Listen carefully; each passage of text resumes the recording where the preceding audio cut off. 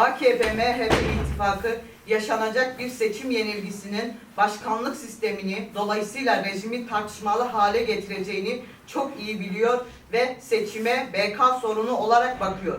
Halbuki tüm toplumu kendinden olanlar ve olmayanlar diye kutuplaştıran ayrımcılık üzerinde toplumsal farklılıkları, hatta komşuları bile karşı karşıya getirerek insanları birbirine düşmanlaştıran ve kutuplaştırmanın ve kışkırtıcılığın karşısında mücadeleyi yükseltmek esas hedefimizdir. Anayasaya ve yasal fiiller askıya alınarak mahkemelerin, sarayın emir kulu haline geldiği bu dönemde derinleşen ekonomik krizin emekçiler ve kadınlar üzerinde yarattığı etkiler ülke tarihinde görülmemiş düzeye ulaşmıştır.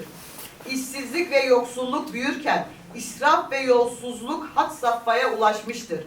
Kayyum uygulamaları ile seçimlerde kazanmadığı belediyelere el koyan iktidar halkın iradesini gasp etti. KHK'lar yoluyla belediyeleri tamamen vesayet altına aldı. Demokratik sistemin en temel kurumları olması gereken yerel yönetimlerdeki tek adam rejiminin taşra teşkilatına dönüştürdü. Kayyum gasptır. Bu iktidar halkın iradesini gasp ederek seçimle kazanılan belediyelere kararnamelerle el koydu. Belediye eş başkanı yüzlerce belediye meclis üyesi ve il genel meclis üyesi ve sayısı binleri aşan parti, ilçe teşkilatlarında çalışan parti yöneticisi üyesi tutuklandı. Kayyumların ilk işi Kürtçe, Süryanice, Ermenice, Arapça tabelaları kaldırmak oldu. Kürt halkının tarihine ait olan sanat eserleri, Kürtlerin toplumsal, kültürel ve siyasi hafızası yok edilmeye çalışıldı. Tüm baskı ve imha politikalarına rağmen belediyecilik deneyimimizden demokratik, ekolojik ve kadın eksenli belediyecilik anlayışımız toplumsallaştırırken çalışmalarımızı kendi öz gücüyle halkla birlikte yapacağız. Bütün belediyelerimizde eş başkanlık uygulamasına devam edeceğiz. İktidarın yerel yönetimlerde gaspçı, teksçi ve eril siyaset tarzını aşmak ve siyaseti demokratikleştirmek için yerel yönetim mekanizmalarının tamamında eş başkanlık ve eşit temsili etkin bir biçimde uygulamaya devam edeceğiz. Kadının politik dönüştürücü gücüyle katılımcı, çoğulcu, yatay demokratik bir toplumsal yapıyı ve yaşamı inşa etmeye hız vereceğiz.